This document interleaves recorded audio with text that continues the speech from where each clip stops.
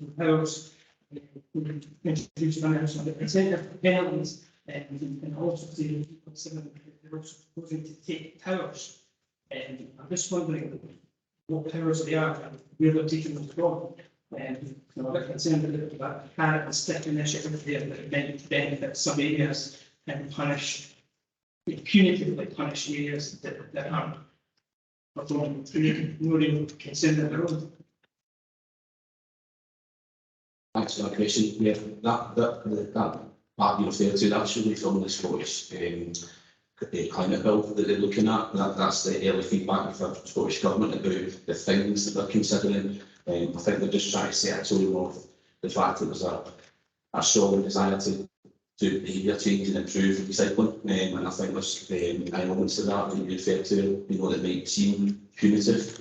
However, we very much hope like the manager will get to be much more engaging and more encouraging like we do. A big part of the college strategy is the behavioural element that the previous councillor asked the question on, and we're really looking at targeting our education service there and engaging young people. There's going to be a bit of a fun factor actually with this college strategy. We're looking at all sorts of things about getting the kids to name the waste trucks and getting them really engaged at school and design posters and actually engaging with their parents and their guardians and their families. So for us, we want to go down that road and we'll be much more encouraging, open and supportive rather than making penalties. These penalties that you refer to, that's what's getting discussed at a kind of high level with the Scottish Government in terms of the bill, and also we would take guidance on that when that comes into fruition. But I think we're probably more in positive and supportive strategy. Just to clarify, they're not taking any powers from the council or ones that they currently hold, and there's no.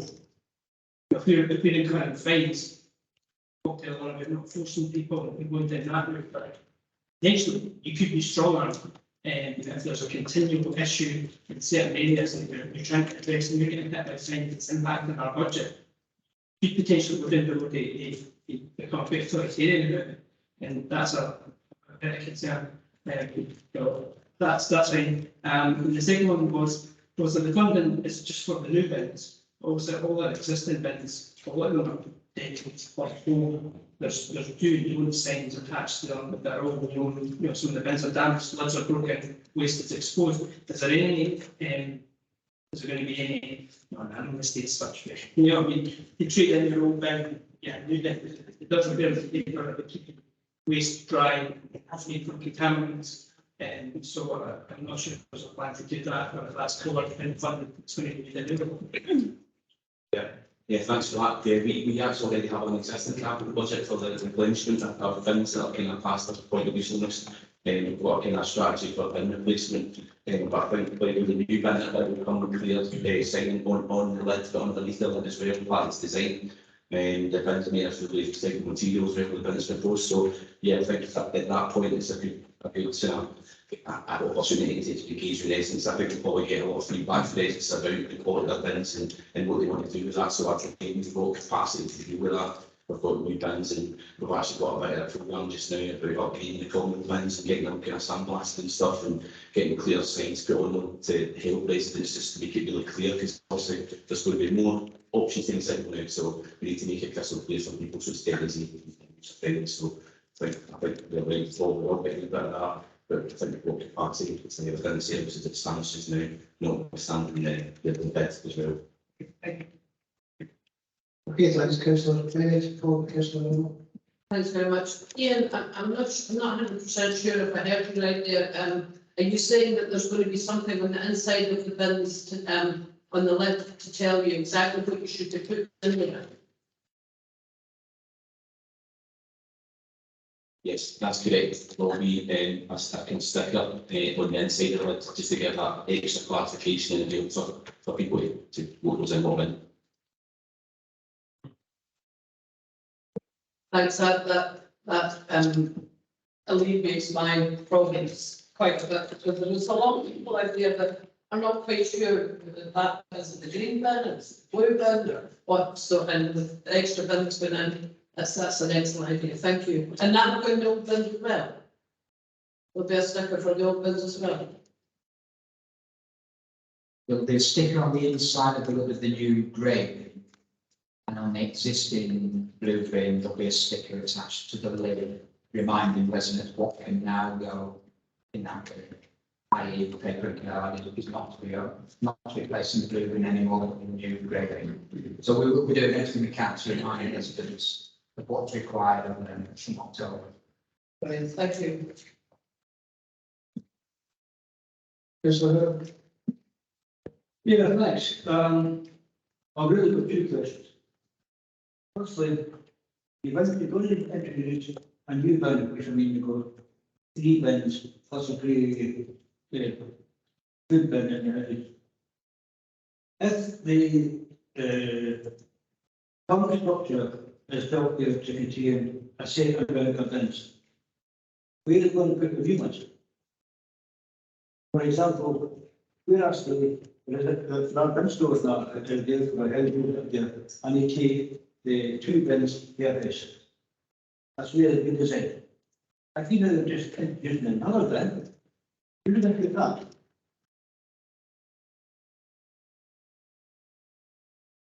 Yes, we appreciate it will be a challenge at some properties to accommodate an additional bin.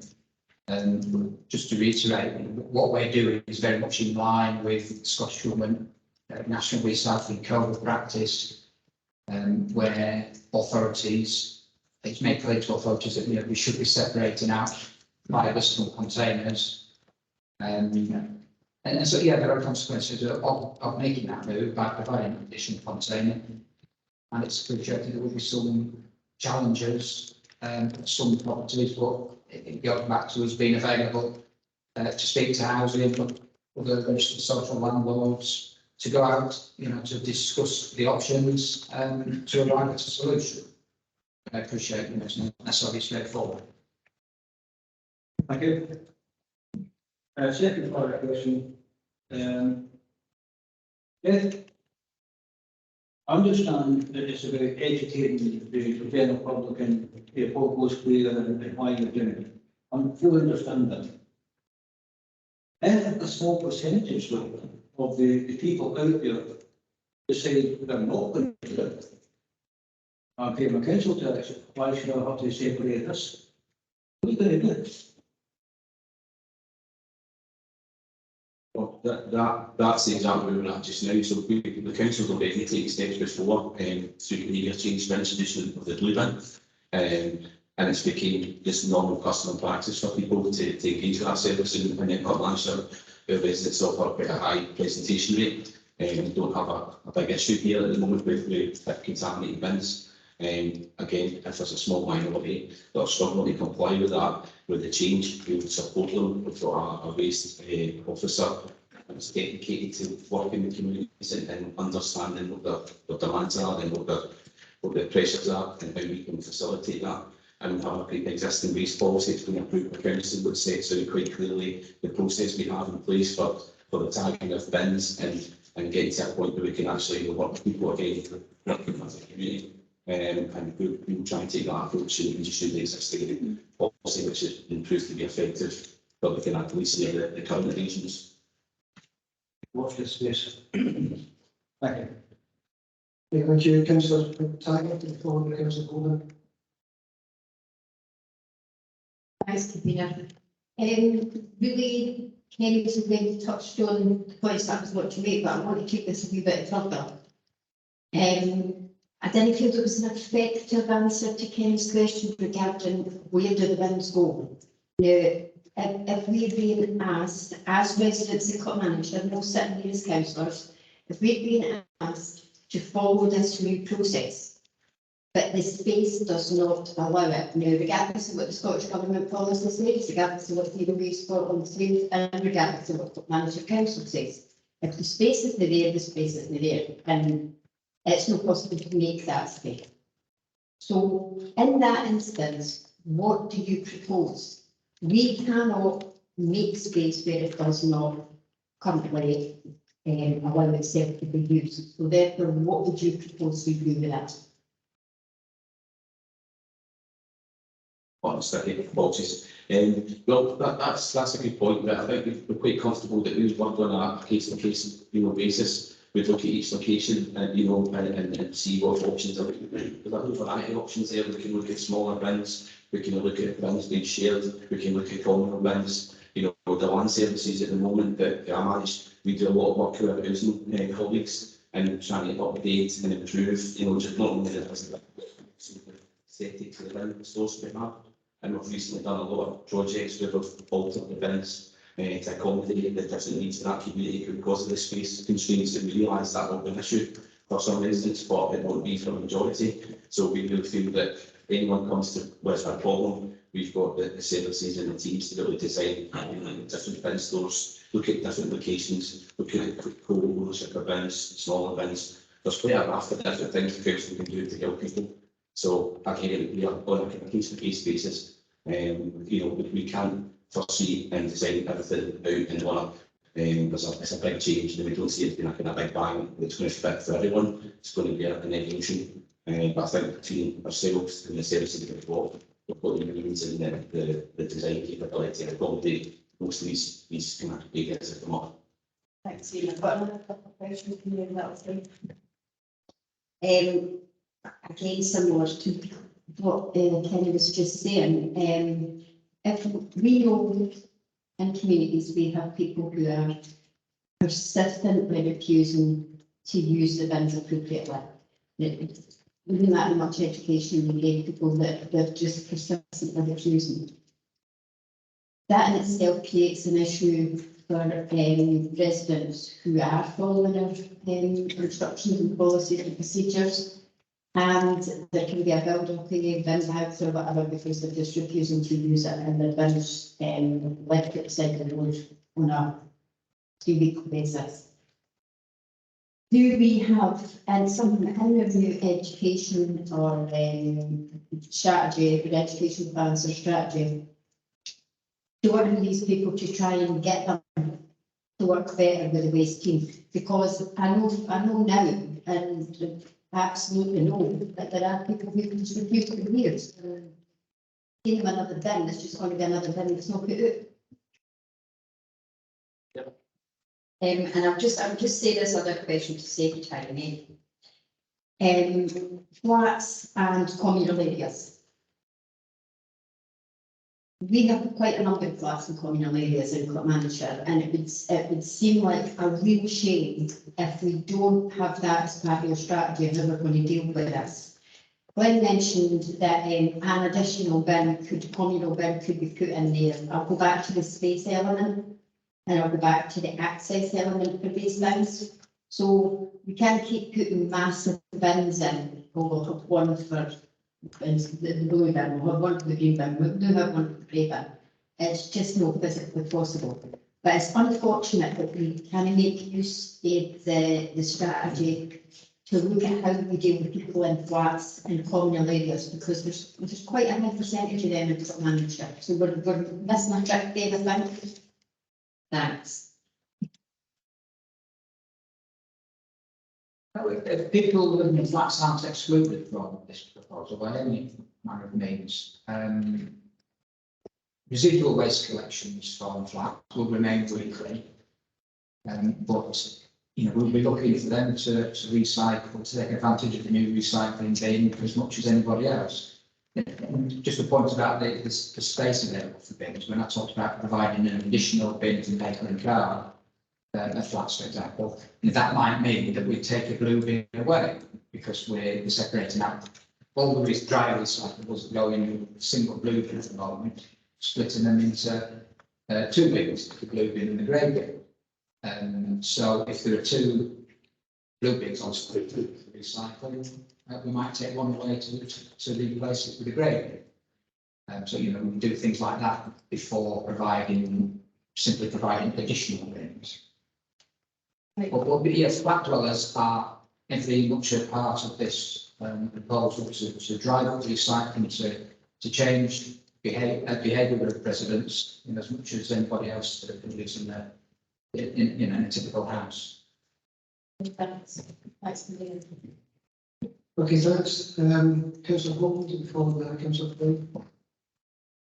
So I'm just going to ask a couple of questions, and it's kind of sort of three different questions, three different parts, so just I'll try and simplify it.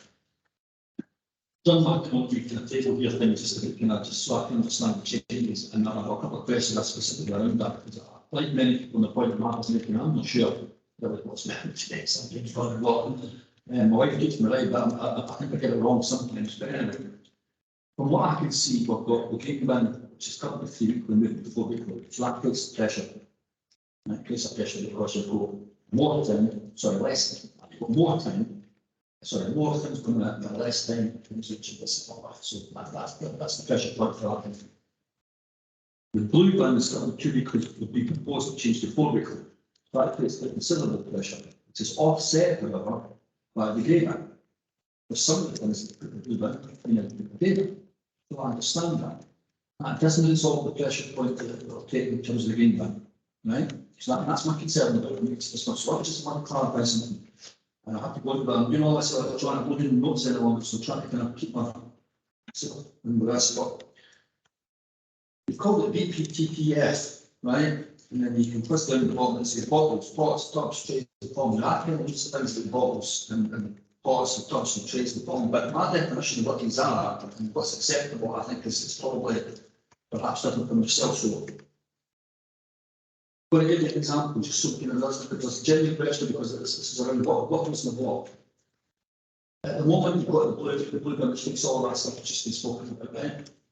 Now, we're now proposing to put paper, card and cardboard out of the blue bin into the grey bin, which then leaves cans, plastics and cards, right? But, and I know this because I've been told my wife I'm doing it wrong, I've got young guys in this, and they're really trying to get things like at least it's generated that is incredible. And I'm constantly trying to feel that and cope with it. That is not allowed to go to the blue bin at the moment, is it? Because it's got pizzas in it, you take it, and I think it's contaminated by fish. You can't put it in the blue bin, is that correct? Sorry. I wonder whether cardboard is very heavily contaminated with grease from the previous McDonald's. Yes, the green bin, but the vast majority of it, yeah, can go in the new grey bin for recycling. Right. So, what I've got that is that I can't put it in the blue bin anymore. I've got that, and I've got McDonald's. Right, all the local ones, this is the market and same to everybody else, and that's what they make something. So you can't put that in the blue bin, right? I will not put it in because it is clearly panic. I've the guys that take the buckets and comes to kind of put that in, I will not take it. So that has to go to the green bin. Okay? And that's what creates the pressure on the green bin. For me, in my house, it's probably what's just fairly normal. The pressure point is the green bin. That is none of what's being proposed today is going to alleviate that pressure from the green bin. It's going to increase the pressure on it. The blue bin and the grey bin, you could argue all it does is it sorts it out a bit better and it's quicker and it makes it a bit cleaner in terms of how we're doing that. And because of the frequent services increasing, it means that I can cope with that. But we're still not addressing that point in the green bin, are we? Because all the stuff that's previously gone in the green bin is still going in the green bin. Is that correct?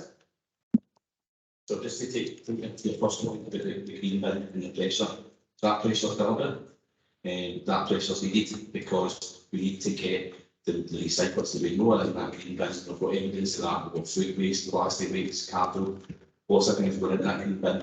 And all the studies show, the neighbour authorities have been through this as well, Falkirk still, that by restricting the capacity in the green bin, that forces people's hands to really think about what's going in and make that effort to separate and get stuff out of the green bin. And that's how you get the recycling rate up. So that the pressure is deliberate, it's designed, it's meant to be there. And that's what helps shift the behaviour change because all of a sudden you've not got the capacity hard anymore, you have to wait an extra week.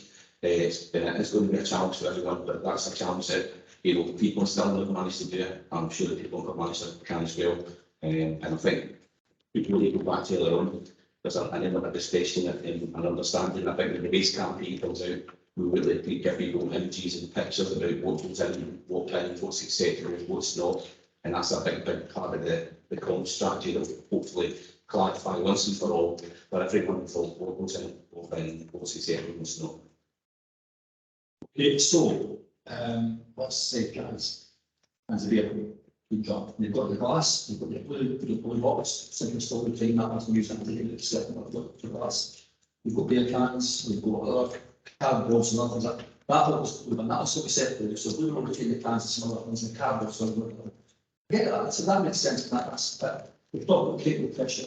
People can stop their cycling properly. So I'm just getting what we do, just normal family. We do that. We're under immense pressure. We do immense pressure. I've got a car, I'm lucky. I can take things and take them down. This is where you're going to cause problems, isn't it? This is where you're going to get kicked back to the local people. This is where you're going to get kicked back to councils as well. But this doesn't appear for the rest of one major issue. And I know you're saying you put pressure to enforce changing people, but you can't enforce changing when they're doing it correctly. And is that not a problem here? How are we going to convince me today, basically, about how you're going to resolve this problem with the green bucket? I understand you're doing it well, all other ones, but how are you going to enable me to go out to the public and say to them, I can give them all the carbon emission stuff and that is great, and yet it's hard to argue against it. How can I convince them to change their habits? When they change their habits, unfortunately, we can't do it. We can't take stuff because we're putting it in the right place already. It's just that it's too small to take. Is it no better to have larger bins with the right stuff in them, or smaller bins with the wrong stuff? I don't know if I'm really convinced you, but I'll do my best. I think the reality is we are giving people more capacity, so they're getting an extra bin. So straight away, there's an increase in the overall capacity of what households will have. But the only change really is increasing that week from the 3 to 4 and also increasing the blue. But the stuff that's in the blue bin just now, if you don't want that, we'll put in the grey bin. And I think there is, unfortunately, we've got to this, like Clackmannanshire, for instance, that there is recycling in the current green bin. And we feel that will end up, getting migrated and people will use all their capacity, just like you're doing just now. You've got all that capacity, they're using all of it, and they say, but the blue bin could something overflow, so that given that extra capacity in the green bin, that's going to help people also in the long run. Just as well, just to remind members that we do have an existing council policy which addresses this very issue about people that are struggling to deal with the waste that have got an excess amount of capacity, and there are some things where we very clearly say that we would give additional capacity to respond to this process. If people are struggling, we've already said we'll have an officer that will be going out and engage with people and have conversations and first of all, do a waste audits, check what's in there, can anything else be recycled or not. If there's still an outstanding issue, then that's when we'll have to, the service will be looking at what do we do. If there's genuine need for additional capacity, it's part of their current policy when we're able to provide them. And the fact is that the vast majority of applications for additional green capacity that we receive through the process of Peter just outlined are declined, because when we do a waste audit, we look at the contents of the green bin, and in the vast majority of cases, there is clear evidence of recyclables in the green bin, even though the residents tell us they're doing everything they possibly can. They aren't. The evidence is there to tell us that they aren't, and particularly in the case of food waste, participation in food waste recycling, which is weekly, is about 30% perhaps, and that's in terms of residents who are putting out some food waste on a weekly basis. They're not necessarily putting out 100% of their food waste, and then you've got the other 70% of the residents who aren't participating at all. So there is a huge amount of potential to increase the amount of food waste that's recycled. One question back on that, I just have a question. Basically, so what happens then if you've got the blue bin's full at the top, and it's full at the top of the right things, and you've got the grey bin, and it's full at the top, and it's full at the top of the right things, where does the waste go? So is the question there is about the fact, I can't change what's been generated. I've got young guys in the house, they go away and they do all these things, these can be wasted, it's got to go someplace. So I'm doing the right things and keeping them in the right bins.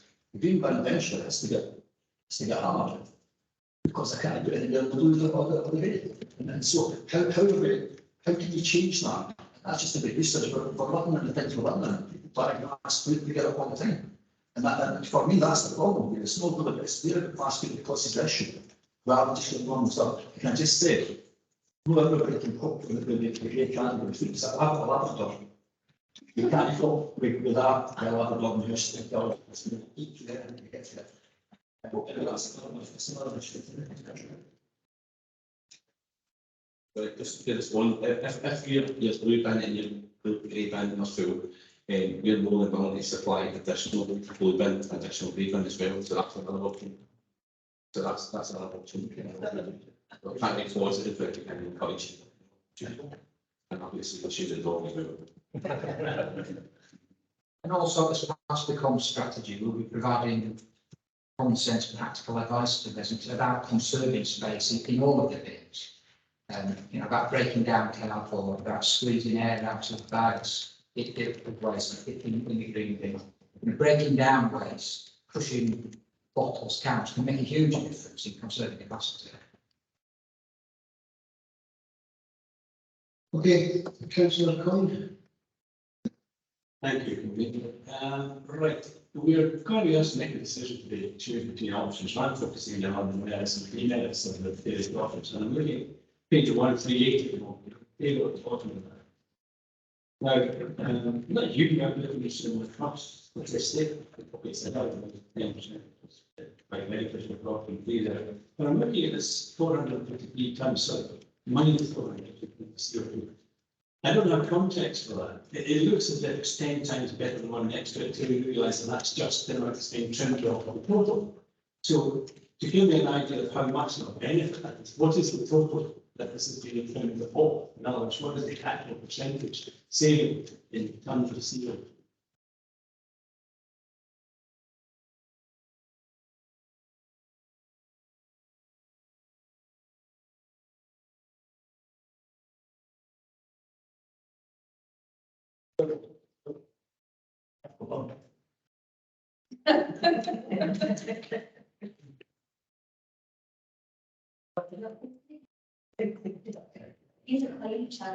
So that's 6,500 for the waste.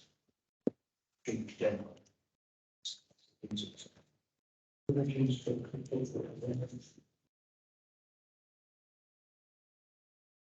referring to the pie chart, figure 1.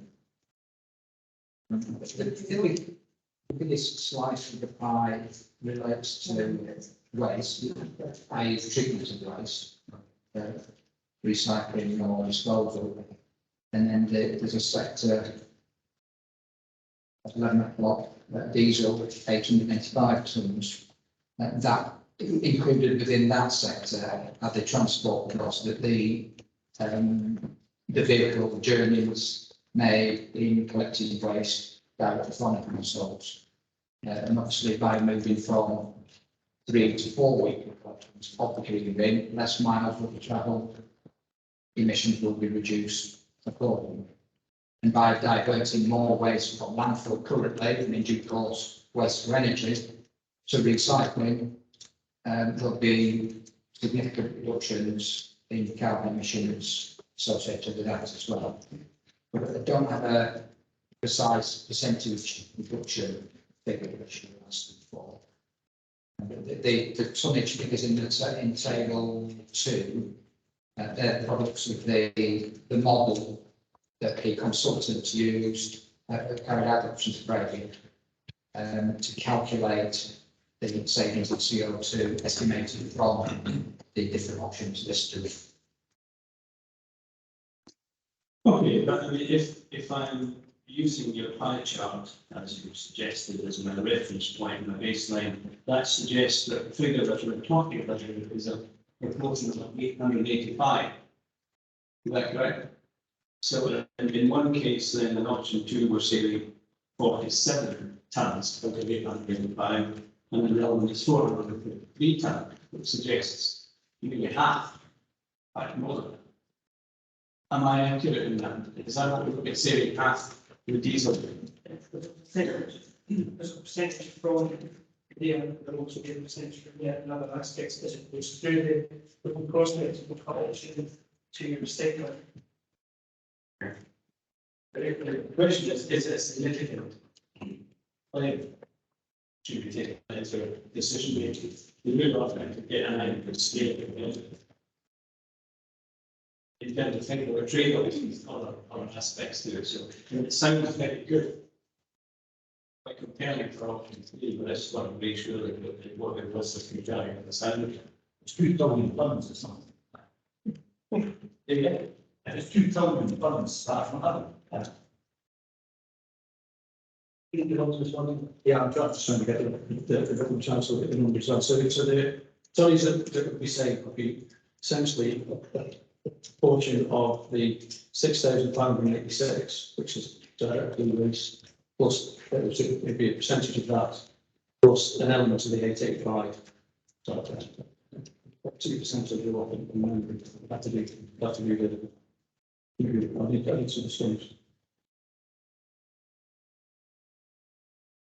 Just to add to that, so these Clack's internal carbon budget figures, this is basically like in effect the council's exhaust rate, what's the need to recover in here. That's a significant saving. The other figures at the start of the table between those different options have been done by the consultancy. They've got a endless model for calculating the whole life carbon. So they're also the opportunity of not doing stuff. So for example, in option 3, you know, if we end up losing that RCV and get rid of the waste truck, there's all the CO2s associated with the production of that truck and the costs associated with that. So that's why it's a slightly bigger figure. So it made it confusing. So that yeah. So the blue figure is just about basically what the council's internal carbon savings would be on an immediate basis. But the figure CO2 comes from the fact that you're changing the waste model and you have less vehicles, but also that leads to a reduction in treatment CO2 at the plant. It leads to a reduction in the CO2 at the landfill and also currently the recycling centres. So it's a much more, you know, pay to pay figure as well. Whereas the pie chart is more about just the internal as a council what we generate at the moment. Just to clarify that.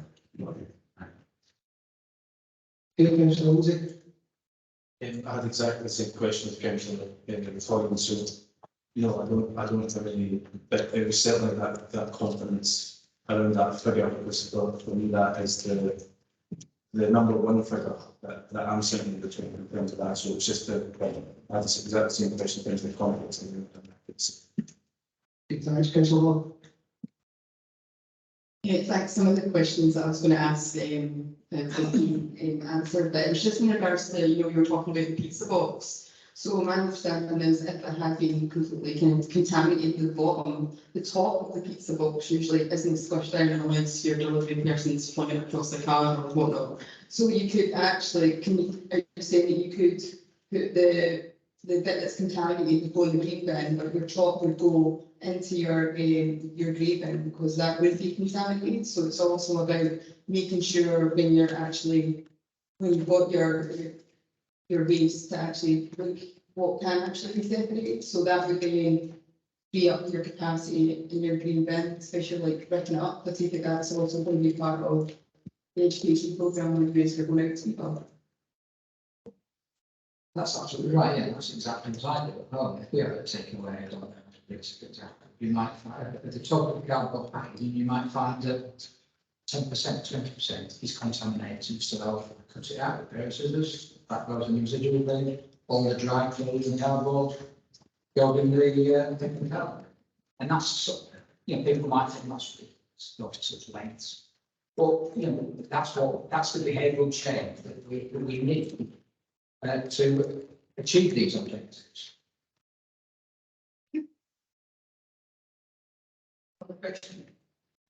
I mean, obviously, like, I understand that not everybody can have the capacity to do that. So that I take it is when you guys are then able to kind of go out and speak to those households and help those people who might not, you know, physically be able to do that, you're then able to go out and help them to find out what they can and they can't do and assist them on that basis. Is that correct?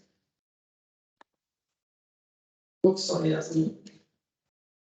Yeah, that's correct. We try to come across a standard approach for the majority, but we will try and customise and tailor things for an individual from households that are able to fit needs. And again, it's part of that whole thing having a conversation We're just going to send out letters on social media. There's going to be conversations going on. There's going to be events where we engage with the public before this even comes into place. So there's ample opportunity to have those good conversations and explain to people and take the time. And I think we'll reap the benefits of that later on as well.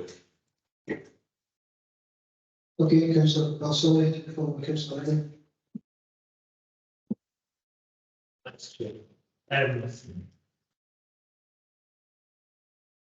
What to trust your waste advisors, but just very quickly, in the zero waste Scotland options that you looked at, you've got the blue bin that's currently got co-mingled recyclers. And that's how people are recycling at the moment. And you're introducing a grey bin, which there's going to be a cost to put plastic cost to producing that grey bin. But you're continuing the transport rates. Have all these variables been included into your options so that you're ultimately recommending an option thing?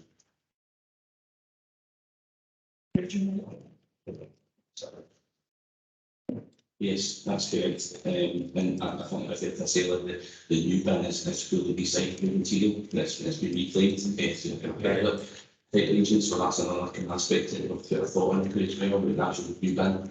And yeah, that's correct analysis to do. All the concerns about my policy in terms of space, but on this route, so grey bins.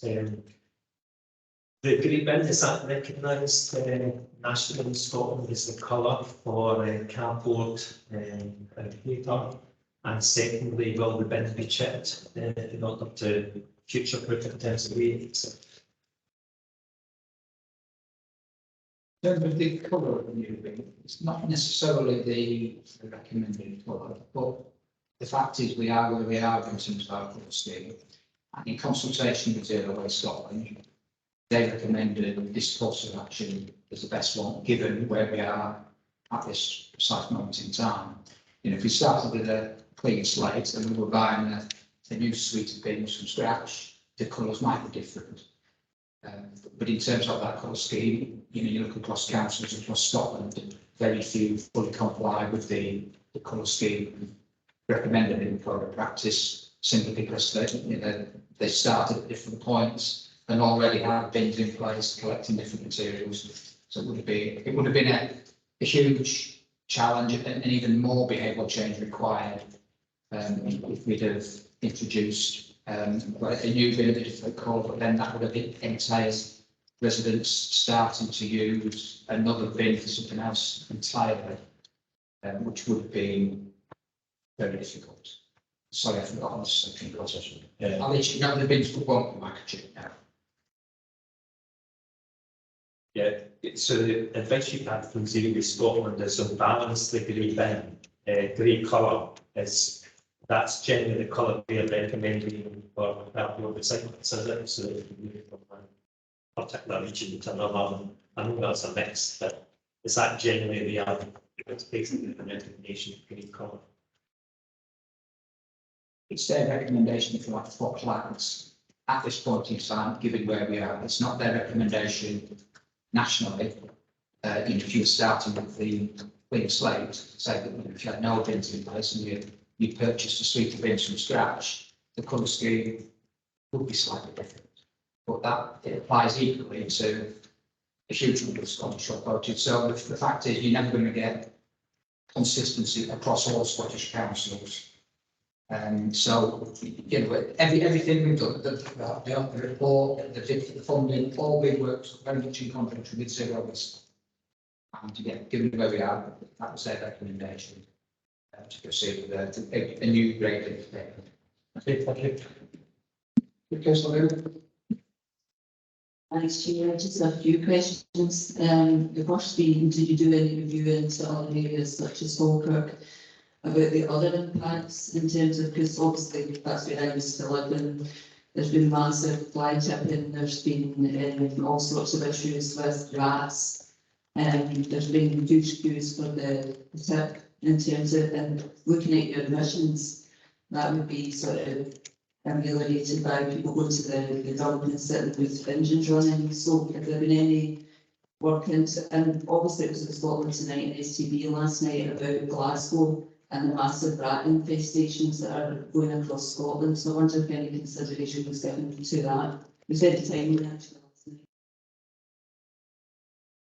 Yeah, to answer your question, the answer is yes, we've been in consultation with colleagues in Falkirk and Stirling, but also with colleagues here at Environmental Health that have taken guidance there as well about the should.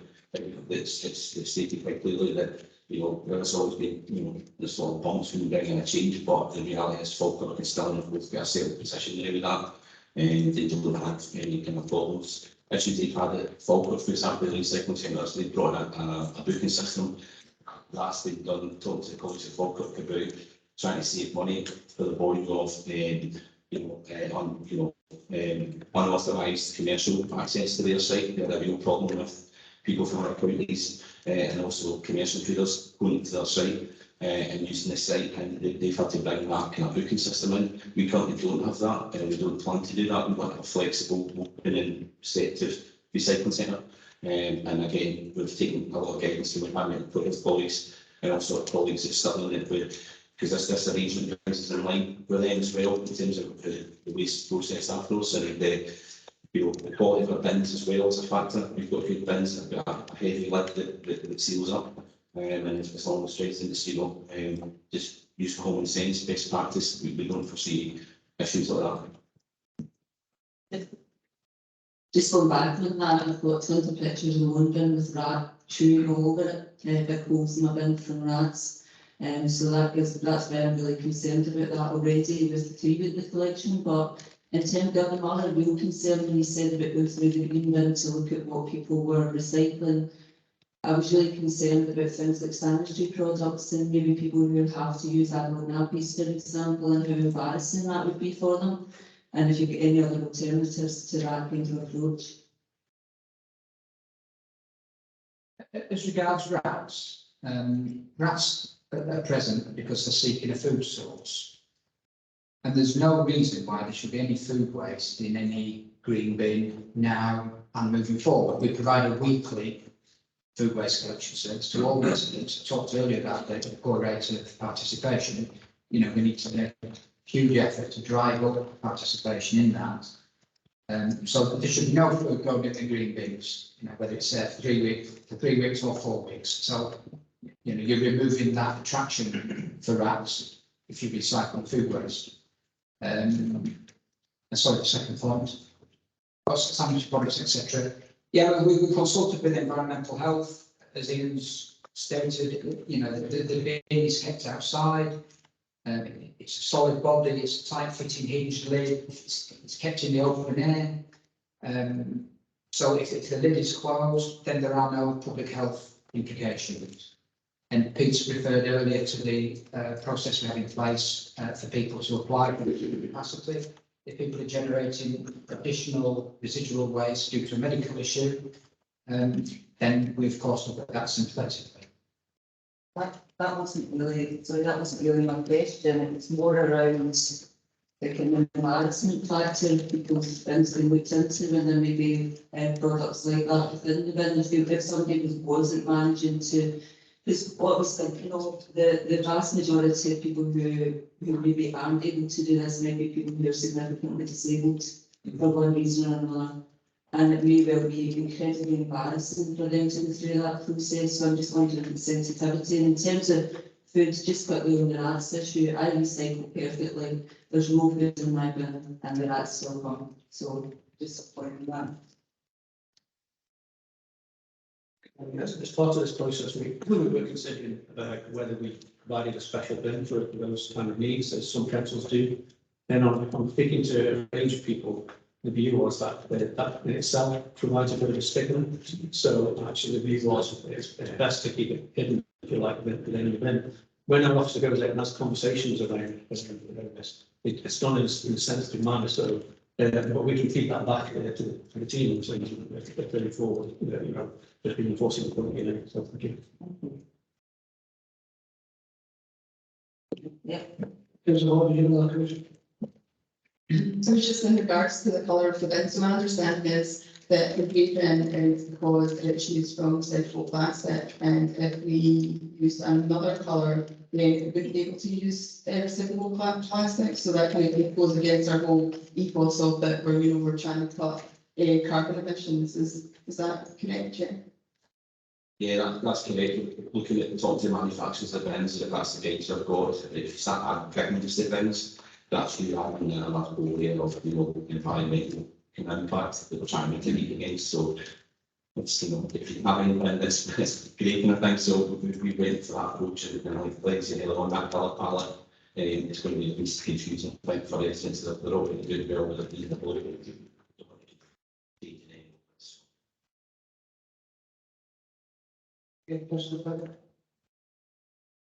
Thanks, Kabina. Actually, going back to what Janine was saying, as well as something that Councillor Rowan picked up on. I'm thinking the food waste bin. Now, we are not old-fashioned woven family. We like peeling carrots and vegetables. Now, if I put 2 or 3 days type peelings into my grey bin, it's nearly good. So, as Councillor Hogan was mentioning, sometimes it's impossible to prevent having to use the green bin for certain bits of food items. If you genuinely, it's not like we're wasting food. It's actually residual stuff that's coming off of the food that I'm cooking. So we maybe didn't have so much an issue with pizza boxes and stuff like that. There's a whole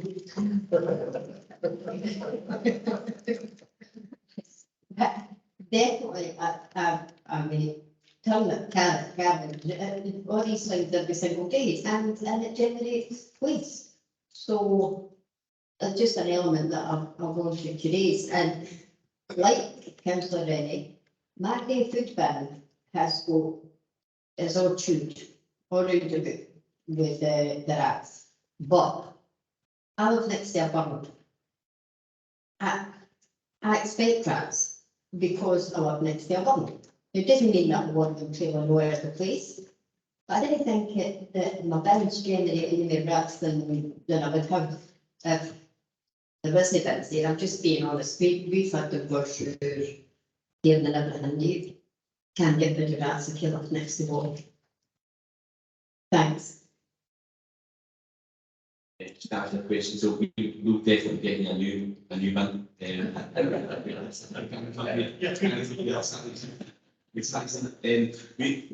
again, things like that, just simple things we can do to help people. If you've got a more demand because you're doing a lot of home cooking and stuff like that, we're happy to supply the additional food caddies.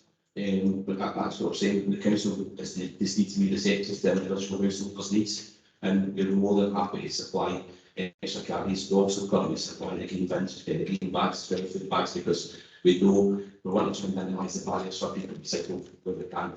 So trying to make it as easy as we can. And like you say, as long as the bins in good condition, it's closed. That problem is going On campus, I think also. What did he take it in that one? What?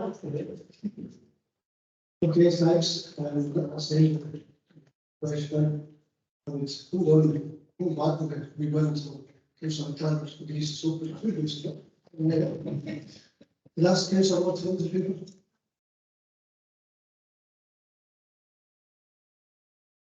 Good officers. Questions, yes? We'll start with that. Next one to move to people. This paper has been brought to council today. It's not come forward in a vacuum. Our non-recyclable waste is currently taken to landfill. On the 31st of December 2025, will be a ban on waste going to landfill. That's why in August last year, a report was brought to council detailing how we were going to go into a joint procurement with Strong Council for a waste disposal solution that ensures that we comply with the landfill ban. The Scottish Government Circular 1 bill consultation indicated that ministers are prepared to set financial incentives to meet targets or penalties if these are not met. I'm going to be direct here. I don't want to be sitting here next year or any year after having to propose an increase in council tax because we, the residents of Clackmannanshire, have been fined because we're sending recyclable material to an incinerator.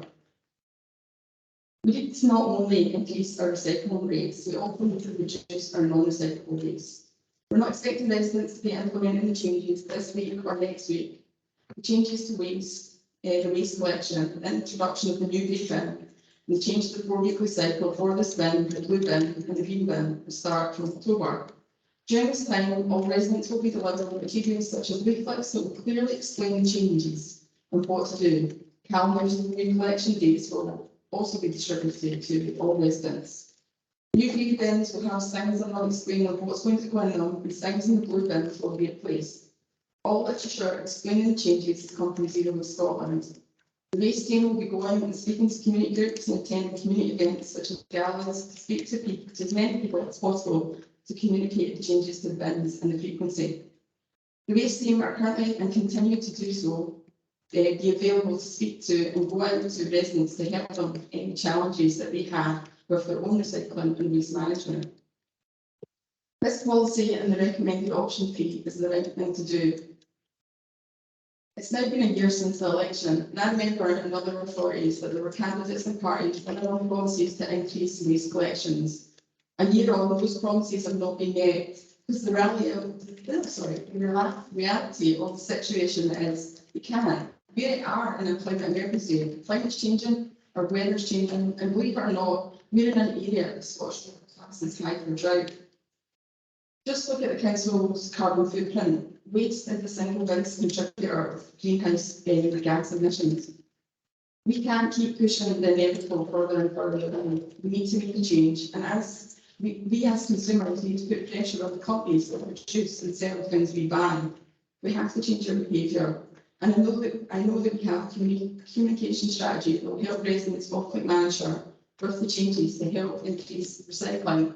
But along with this, we need to reduce the capacity of the green bin to push forward this increase and lower the amount of waste going into incineration. I'll close by saying yesterday I spoke to people who live in an area that is already on a 4-weekly cycle and asked how they found it. They said to me that they were a family of 5 and they said that there were so many options for recycling that capacity wasn't an issue. And I know not all households are the same, so I state again that if any household is struggling with capacity, speak to the waste team and they will be more than willing to help. Thanks. Okay, thank you. Councillor Clark, that's a second. Thanks, Davina. I'd like to thank the waste team for answering all the brilliant questions that we just had a bit of the day, and thanks for providing the paper and the information. The paper comes to council today as another step in our journey towards reaching net zero. The content of the paper explains the reasons why there is a need to make progress with this and to encourage our residents to recycle more effectively. The introduction of the additional bin should, if used properly, improve the capacity for recycling, thus reducing the need to use the green bin. As outlined in the report, our recycling figures fall short of the target indicators set by the Scottish Government. We must therefore improve our performance if we are to avoid future financial penalties. Moreover, for the sake of future generations, we must ensure that we reduce our carbon output as much as we possibly can to protect the environment and to work towards our ultimate net zero goals. The recommendations in this paper will bring us a step closer to that. That's the paper. Okay, thank you. 2 amendments submitted this week. The agenda amendment, Councillor Gabriel Wilson, and another one, Councillor Mark Hockey. The other ones that come in is Councillor Gabriel Wilson, and the amendment to the post. Process of it is to review the amendment, review and then we want to the second amendment. And we try to restrict let's restrict the debate to each amendment to the amendment so that Thanks, Convener. The amendment that's been submitted in my name. The UN Climate Change Agency warned yesterday that we're about to reach climate change thresholds for the first time in history, and sending the world into what they've called as uncharted territory. And I think now is definitely time to be bold and move forward with policies to encourage change. And for that reason, the administration will fully be supporting option 3 in the paper today. Turning to the amendment, 3.9 in the paper outlines that there'll be significant changes to council collection services and behavioural changes from residents will be required. We have said in that paragraph that good quality communications, education and working in partnership with our communities is going to be key on that. And for me, the biggest part of that is going to be having a comprehensive communication and engagement strategy. When I submitted this amendment, I was then sent a copy of the draft communication strategy. It would be really helpful to have that strategy as part of the paper today, so that elected members could scrutinise it and we could maybe possibly make amendments to it, suggestions to it.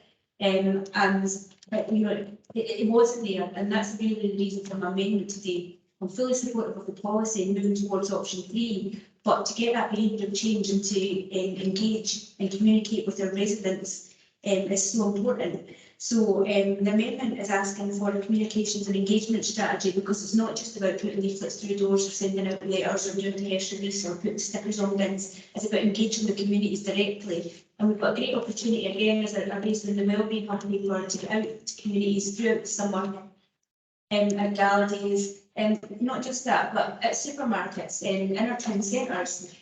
Speaking to people to explain the reasons for this, but also to educate fully on the different areas that we can improve recycling rates is going to be key. So I think it's really, really important that communication strategy is brought back to council for approval. It lets us know as elected members what the plan is going to be. I would want to see dates, etc., of everything that's going to be in there. But it will also let residents crucially know what to expect. They'll know that actually if they're a wee bit worried about this, they could pop down to Talbot Gallery. They know that, you know, there's going to be people in the town centre able to take kind of questions. I'd like to see us go out with examples of the different bins. You know, what can you go in each bin? Let's have a bit of a show and tell there. We need to put the effort into getting the strategy and the engagement right, because that's the only way that this policy is going to work. And I'll go back to the research from Zero Waste Scotland that says over half of what households put into the refuse bins could be recycled using existing recycling. That's crazy. I mean, I'm probably guilty of that. We're all guilty of that. Probably because we didn't know, like, to rip the pizza boxes apart because we've been told previously, nah, you can't do that if you've had your bin tags because something shouldn't be in there. So we need to get that communication strategy right. Elected members, I think, have got a role here to play in that, and that's why we need to come back to it. So thank you. Thank you. Another seconder for the amendment? Yeah, happy to second.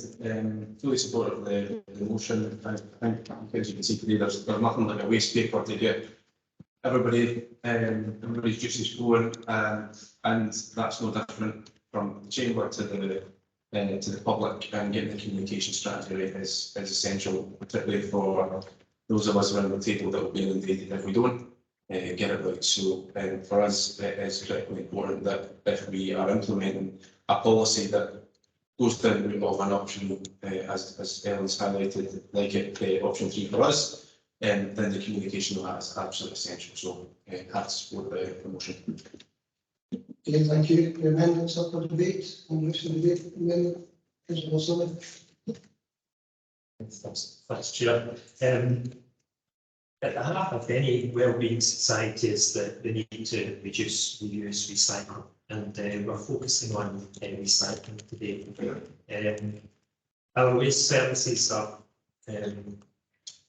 we live and breathe this service. It's constantly changing, but we know as councillors that affects every household in Clackmannanshire. There's rarely any service that does, and therefore it's quite right that we properly scrutinise the issue. And for me, though, the most important issue is educating myself, educating others about how we should deal with our waste. And in an ideal Scotland, yeah, it'd be great that we had, if you could move anywhere in Scotland and you know the colour-coded bins as to where to put what, and we know this definition of contamination. Is it okay to put a jam in the glass recycling the bin without washing it, etc. Would you put the bill through basic sort of issues, pizza boxes? The bottom line is that all of us as citizens have a responsibility to deal with our own waste. And what our waste colleagues are telling us today, that option 3, in terms of the evolution that we're going through in terms of safeguarding the environment and operating efficiently, this is the recommendation. It's not try and make this completely swept. All right. I will come back to the event. That's round up, take the council of points of view. That's results. That 300 days. What's that? It was so fundamental. Anyway, I'm happy to support the motion, and it's very important that we get the message out and that we take people with us. But there was something like other points in the name, I'm sure it's related to about waste policy and something like that for the rest of the day. So thanks for everything. Thank you, Mr. Cole. I think we've seen today the importance of the communication, effective communication. I've learned a couple of things about the bins, and hopefully it gives our local ones just to the pizza box, and we've managed to sort out some of the target with the table feelings. But that's the kind of thing that, you know, in councillors here, we engage with this stuff. I've learned some things about this, and I think there's stuff that we're unaware of. So I think the general public out there probably not engaged with council as us, perhaps. In some ways, they don't know these things are available. They haven't had, you know, maybe the communication up to them hasn't been as effective as it could be. And this is why I support the motion. I support the amendment because it was really important we get this communication right. I think we get the communication right. People that have worries, like Councillor was saying, that then we can sort those problems out. We can educate people how to use what we're going to give them properly. And if we don't get it right, it's going to be an absolute nightmare for all of us. So I think, you know, this is really important, and that's why I think this is key to the whole thing, and it's why I'm supporting it. Thank you. Okay, thank you, Councillor. Thanks, I misunderstood that I've seen it because, like everybody else here, I read the report and I understood that there was going to be a communication strategy being developed. And the point was obviously been clarified with the comments that were made by the council leader when she said that the important part of is that they're coming back to the council so that they can scrutinise it and they can amend it if they think it's appropriate. And equally, I think it provides a second benefit, which is that it again raises the profile. That's the whole point about having communication strategy to raise the issue again. So if the debate again, it will raise the issue of that again.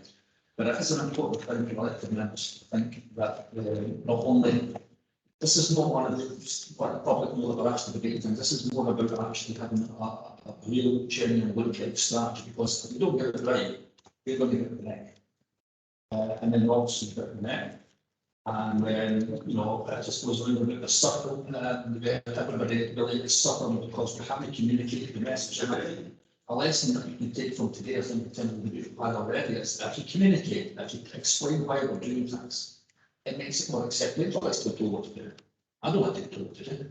Not every time I want to do. But the simple fact is, when it's explained to you why these things are so important and the benefit that can, you know, come about from doing it, then you're a bit more acceptable. I just want to clarify one point about pizza boxes. I think Mark used to come off telling me. Never mind going to pick the non-pizza bits of pizza, but that's never but however, as we're saying that man, you're just looking at it. See, I'm not talking about the jockey that we sent, but really, that's what's at stake here. That is what's at stake. Perhaps they were looking at us back in 1,000 years, just looking at the middle of Marathon and seeing on what that's the book, but they didn't realise that there's how important this issue is. Because it really is of such importance that we're going to have to get back to it. So there's an inevitability that it wasn't they were going. But if we don't communicate it properly, then it's going to make it so much harder for us, and it will have a direct impact. People don't want to put the bits and get it wrong. If you get it wrong, then it costs a lot, and all the other things happen as a result of that. So we have to make sure that people get it right. It's often room for improvement in terms of areas such as the smaller graveyard that we have, BJ carry, maybe that can be large, maybe that can be a different structure, so to prevent, you know, I just think we're repulsed that that's just an actual human inclination not to keep groups off for any period of time. I don't know, it's a, you know, I'm very evil thing, I don't know, but I just, I'm not comfortable with it. I don't like it in the house more than we do, unfortunately, in a horror hands. Sorry, I'm a supporter of the amendment. I'm also, well, we'll get an opportunity to second it. Thanks for that. Councillor Bailey? Yeah, I don't think any of us would disagree that we need a communication strategy. My concern is that it didn't have before now. So I felt that the communication strategy should have been placed a year ago, to bring us to a point now where we weren't going to be at risk of potentially, you know, all sorts of other side effects to this decision. So my concern with accepting this amendment is we still select option 3 at this point. And my concern on that is that we're not there yet. We still have a lot of work to do before we get to that point, or there's the risk of all the things that I highlighted when asking the question in terms of, we've just seen in Glasgow where, you know, they moved to a 3-weekly bin collection, and the kind of impact on the community and the environment has been absolutely massive. You can't underestimate the impact on the environment. I don't want to see in the back of Clackmannanshire stuff being dumped, and there's already lots of lights going on in the area. So I think what we see in our communities already proves that we really need to do that communication strategy first before we make that decision, and that's why I can't back this amendment, because I feel like it makes us go forward with option 3 before the time is right. Okay, thank you. Any further? Councillor Clare? I remember. Sorry. Yeah. It's fundamental to argument. So the Zero Waste Scotland tell us that the best way of recycling at its source, i.e. us, is to separate items in their purest form. And what we're doing here is we're moving from commingled recyclables in our blue bin and providing 2 bins, a grey bin for our cardboard, and therefore it's very important to get that message across. Thank you.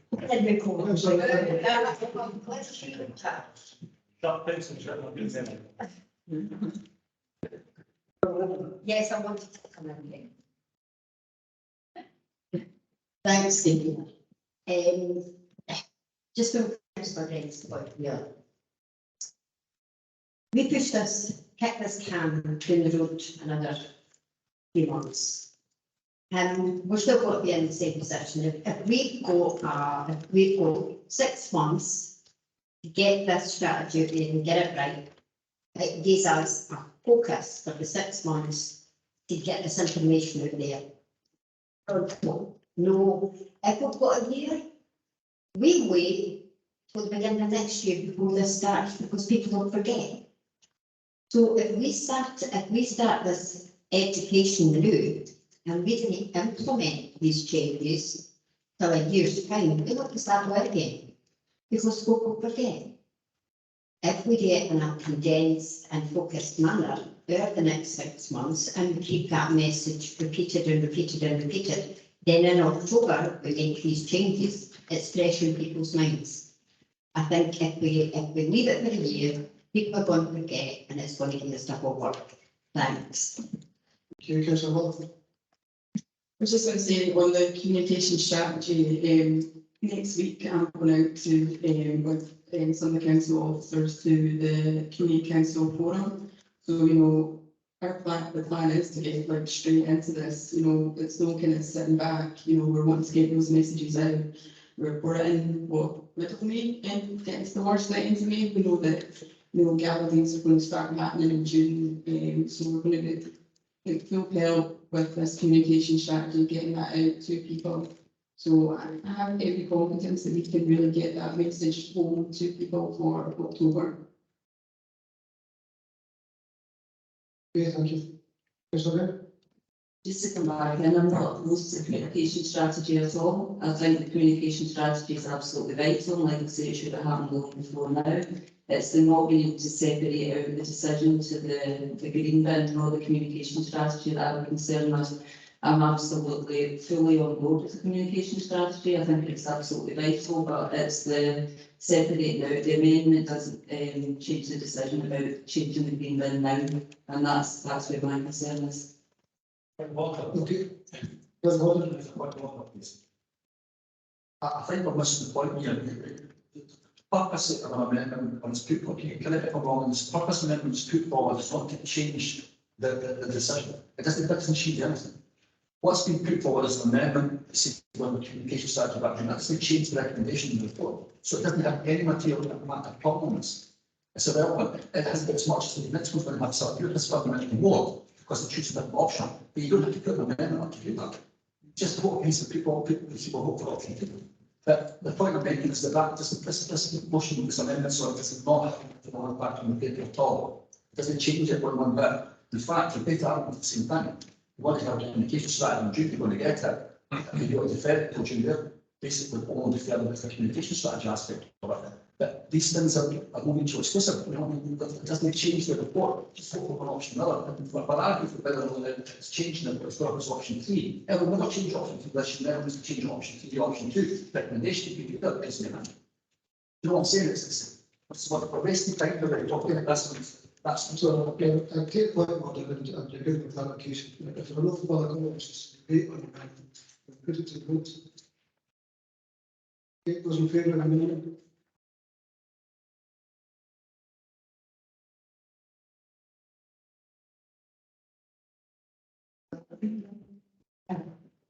So do you want? Yeah, that's yeah, that's good. So those against the amendment?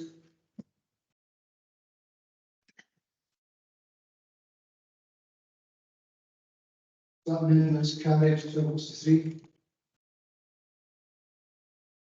Now we go to the second amendment, so that Councillor McCluskey, Yeah, but I'd like to move my amendment. The introduction of a new grey bin to separate the recyclable materials to enhance the recycling rate, as well as financial return to the council, is most welcome. I feel in terms of the option that I suggested, option two provides a safety net for people, it gives them a fighting chance. Embedded within this report is the whole ethos of education and behaviour change, both of which are vital for success here in terms of increasing the recycling and reducing the residual waste. Option two allows the platform for that success, and for looking for this without the worry and pressure of waste piling up on a 4-weekly cycle. Option three is following. There's no escalation path. And the amount of any difficulties and the issues and the barriers to success, the only way to change that is regression and a backward step. That, in my opinion, would reflect poorly on the decision-making capabilities of this council. If option two were to show positive results over a 12-month period, that would be an increase in recycling rates, reduction in residual waste. We would then have local evidence and factual-based justification, along with consultation feedback, to then escalate and progress to 4-weekly bin collection with public buy-in. So I'm not suggesting option two is forever. And I would also members to then support this amendment to defer the report until the full financial implications of option two are further explored. Thank you. Thank you. This is an amendment. One of the things are is the change of the vote. It's not an amendment. There's no, I don't want to be rude. It's simply looking at it, mustn't be arguing against it. But it's not an amendment to the vote. What you're moving to there, you can move that to debate. But this is not a fit amendment to debate. It's not competent. One is to take an argument, simply arguing one option which is already taken on the paper.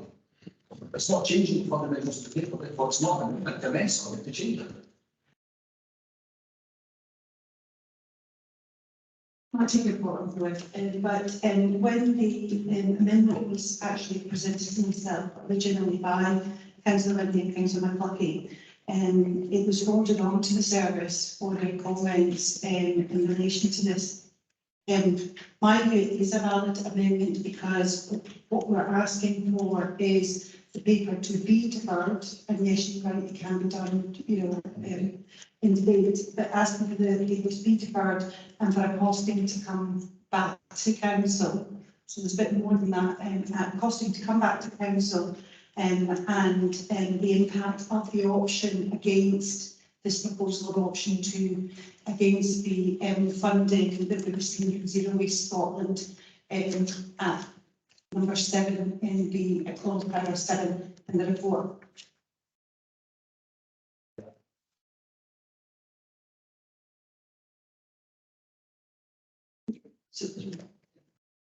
Okay, so I'm certainly going to go against this opinion on that review as a possible should be held. I'm going to ask for the second amendment to that. Yeah, I'm happy to second this amendment. I think we need some more information as has been requested before and bring it back in. It's only a month. I think if we bring it back in June, it gives us much more information. Okay, members up for debate, Councillor Clark. Yes, always want this type of nonsense. That's people costings, page 158 costings are right there on the page. We know the cost is after the different option. We might not have fancy breakdown, but that doesn't really change any figure there. And then also, as we pointed out earlier by Councillor questions, and potentially this puts a funding at risk, £600,000, that, you know, we can make a decision today. If we leave it till next month, we might have a gambling with £600,000 potentially going missing. So, for that reason, I think we should we've got the figures, just make a decision today, vote for whatever option you like, and let's do that. Thanks. Okay, thank you, Councillor Bowman. Yeah, I'm going to have a bit more chat, but I don't think it's nonsense. It's not nonsense. I understand the reason for it and I understand what it's trying to achieve. However, the then cost part of the amendment for me, the cost of introduction into the development start extensive programme. I believe option 2 is the third option for the council to take forward. That's argument, that's debate, and I'm within the paper. But I understand what it's trying to do, is trying to put forward an alternative case. However, there's a point in there about the costs and this as well, and I'm taking them on board. Because I'm saying that, but I've had to read through the paper, like the council, I've read through the paper and I thought I had got that information from the paper. And then we'll also just pass an amendment that's going to bring back a communication strategy and general what's been asked for. It's not required. Having said that, I do understand that it's question brought, but I can't support it because I think it's funny.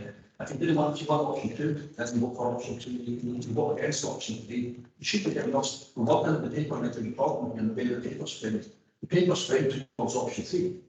And because it's framed towards option 3, then you know, it inhibits you from match looking at other options. And there's certainly more information the cost of option 3 than there is for some of the other options. So that's understandable, that's what but perhaps it's less than that from a council perspective. If you leave a paper too much in one direction, it causes problems in terms of the governance aspect of it. It's why we get amendments like this, which are making an amendment with I get what it's trying to do. So I'm lost. Okay, thank you, Councillor Wilson. Yeah, and like Councillor Holden, I was struggling with the competency amendment as well, but I will then, you know, kind of accept the ruling of me there. No, I won't be supporting the amendment, and there's a couple of reasons for that, really. The one is, I'm not willing to gamble £600,000 either. We don't know that if we don't agree the paper today, that we will still be able to retain that funding. All the way through, I've been led to believe a decision had to be taken on this policy, and it actually says in 7.3, Zero Waste Scotland require confirmation that the council will accept the funding and progress with its plans by the 23rd of May. So if the amendment for me is approved today, that's not progressing with the plans. So to me, that seems like Zero Waste Scotland say, well, we've not accepted the funding, we've not progressed with the plans, you've got to be able to do it, we'll give the funding to somebody else who is going to do it. That's one reason. Another reason is waiting a month's not going to make any difference. All it is going to push the communication strategy back, because I was told we couldn't have a communication strategy for this until the policy was agreed. And that's exactly where we are. We need to get the policy agreed to allow the communication strategy to take place, because our comms teams won't communicate anything that's not been a decision of council. So it's you know, kind of one of those chicken and egg situations. So I won't be supporting the amendment, unfortunately. Okay, Councillor Henry. Thanks, Chair. Yeah, I would be supporting the amendment basically because I thought we had started to grow up as a council. A few years ago we had this where everything that that wasn't quite right, and we have an amendment and wait for another 3 months before we could actually do anything. And I thought we had stopped all that. It's a much more cohesive council, and we should be reading the papers that are there and realising that this is the right thing to do is to go forward. So I will be Okay, thank you. Any other contributions to the debate? Okay, put it to the votes. The amendment made by Councillor Clucky. Those in favour? Those against?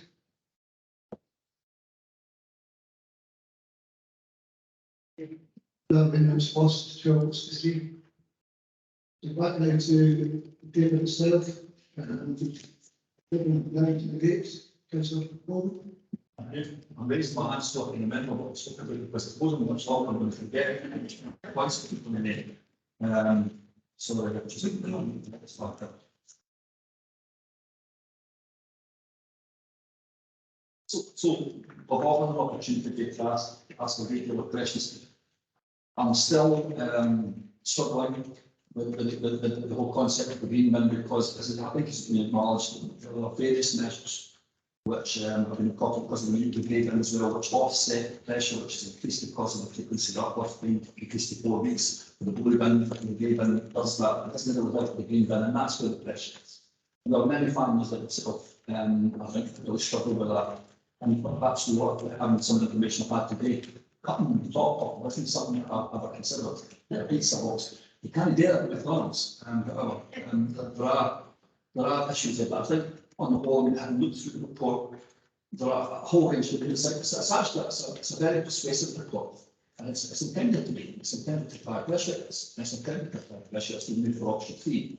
I'm going to make one point. I don't agree with Master on the fact that the job of opposition's proposed, and that's what we've done today. The whole concerns are all to do that, and that's quite improper. That's what we should be doing in the future. So I agree with that. I just didn't agree with the particular option that chosen which to do that, but I get the point that it's going.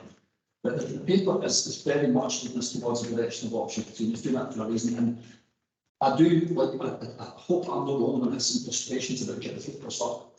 When the decision is predicated on the basis of time, you must take this decision today or else you will lose money.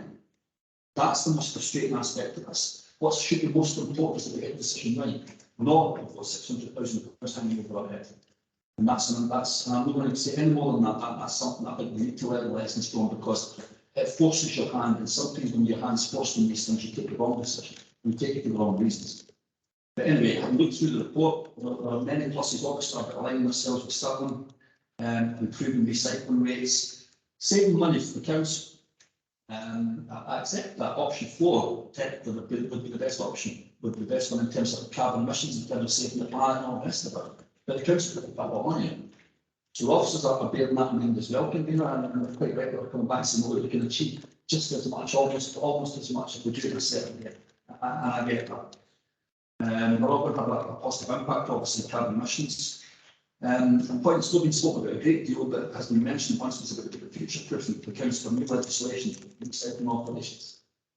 There's nothing worse than revisiting this issue. We'll have to revisit it every 6 months, because some piece of legislation is going to have to change everything in the unit. If we can think ahead and we can do it today, then it puts us in a good place. I'm broadly supportive of the proposal. I have to support it. I haven't really got any. I know that there was not an alternative that would placate the people who can't be paid. And there are many of them. Some of them love me. And this is going to create the same. We're obviously, when we go home, we're going to choose a really big person, or what we've done that for. And then you go in. That's where the communication strategy comes in.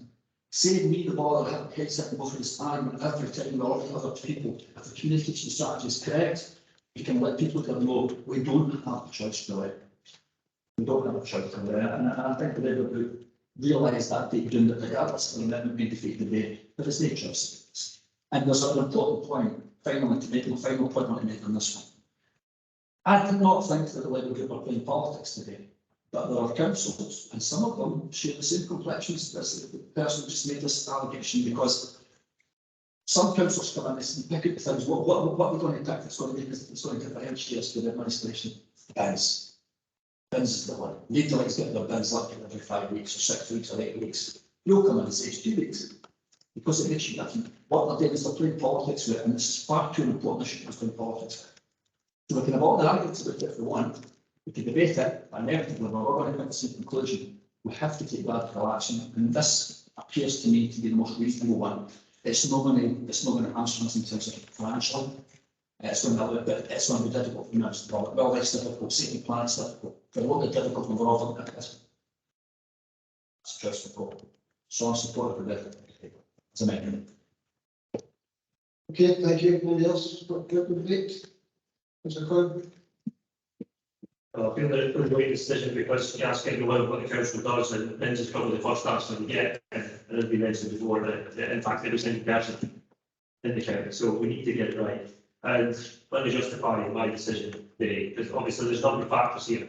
Care about emissions, we care about people, care about money. We need to be factoring in which I'm pleased to see the sort of concern. So obviously, initially I'm thinking, what's the best option? What's going to save us the most? The vibrant option 4, obviously. But then when I look into it, it's not so simple as that. You know, the increased cost, when you say that against the saving we get with other options, and then for it's only a very small difference between option 3 and option 4 and the recycling rate. And then obviously with boxes, the more risk to the health and safety of the staff as well. And once we shoulder the doing themselves now, I want to see more information for the staff. I want to make sure they're looked after as well. And as well, the difference. And there's a difference of saving almost £100,000 in option 3 and costing £250,000 with option 4. It's £350,000. And I think with that money we could do a lot more than the plus 2% on the website recycling with other things that we could potentially do. And obviously between I'm only supporting option 2, we can double the concept recycling compared to option 2 for 5%, 10% of option 3, and our CO2 is almost 10 times as much, and we're going to save about almost twice as much money. It seems like a no-brainer to me with option 3 rather than option 2. And I know it's not going to be comfortable for people, and it's going to be difficult.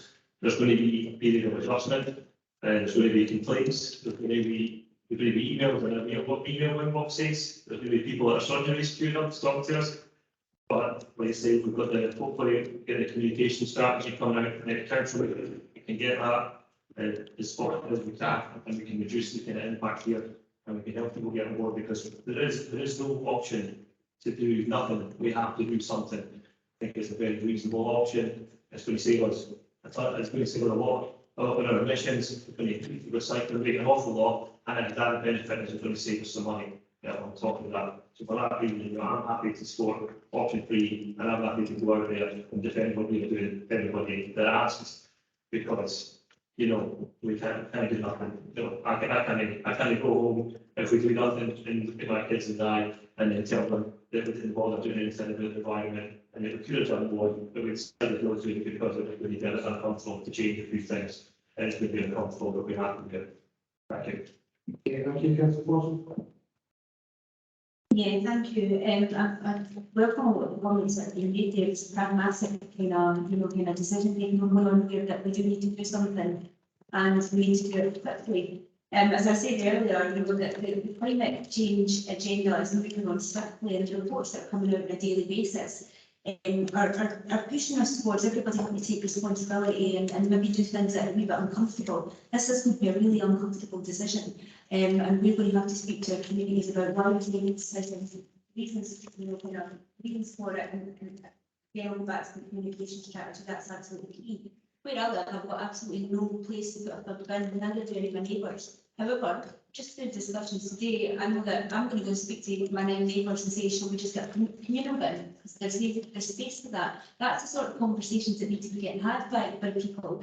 And so, hopefully this debate will allow, that start getting out to the public consciousness.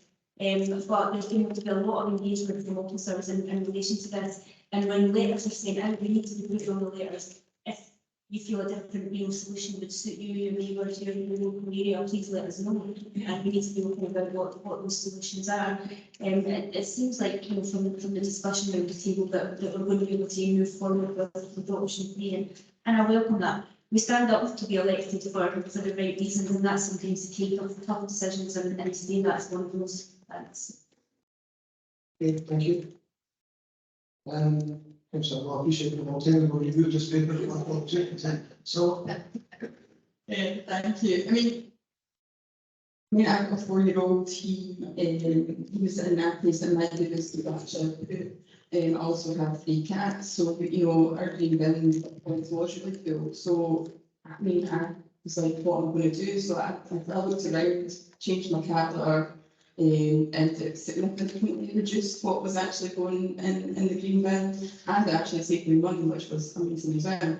So I mean, there is things that we can do to help people reduce things, and that is, as we say, you know, getting that kind of education out to people, finding out what are their circumstances, and if they are struggling, what kind of changes can they be made, and you know what they can make, because we all know that everybody's financial circumstances are different. The household makeup's different, so it's all, as we've talked about, education strategy, definitely, you know, need to be out there, and just say, I wouldn't have proposed this paper or moved this paper if I didn't think it's right. I think we need to move on, we need to be making changes, and yeah, have to propose it, or move on. thank you. So what we've been asked to approve now is to adopt the proposed changes outlined in this paper. Household waste recycling collection option 3 being the preferred option. In the paper, to introduce a new agreement into households with separate collection of paper, cards, and for recycling, for this bin to be emptied for weekly. Retain the existing blue bin bin for separate collection of paper, cans, plastic bottles, pots, tubs and trays, and packets. For recycling, for that bin to be emptied for weekly. Empty the existing green bin bin for recycling waste for weekly, and carbon previous collections to remain unaltered. And having passed an amendment, we also agreed to a comprehensive communication engagement strategy for this policy to be developed and brought to next meeting for the council in June. Intent to approve the paper. Okay, people approved. Do you want to report? Together, yeah. Roll call, please. So I'm just going to do the rest of the project. So, Councillor Bailey. Four. Councillor Lee. Four. Councillor Lindsay. Four. And Councillor McCluskey. Against. Councillor Vasily. Four. Councillor Bailey. Four. Councillor Long. Four. Councillor Hamilton. Four. Councillor Rennie. Against. Councillor McTaggart. Four. Councillor Eyre. Against. Councillor Borson. Four. Councillor Holden. Four. Councillor Quinn. Four. Councillor Harris. In. Councillor Martin. Oh, she wanted this first. And Councillor Boyd. Four. So that's 1, 2, 3, 4, 5, 6, 7, 8, 9, 10, 11, 12, 4. And 1, 2, 3 against with 2, 3 absences. Apologies, everybody, I'm not going to open the half, but that's actually more than I ever do, so. What's the time? So apologies to the two colleagues on this, from exceptional for that. And we're putting in a break, so I appreciate the very much. Well, I've been plans for this later on the call for having a lunch break, and it was not discussed on the office time and kind of, you know, so obviously, humans, the whole thing. As we have this, the next.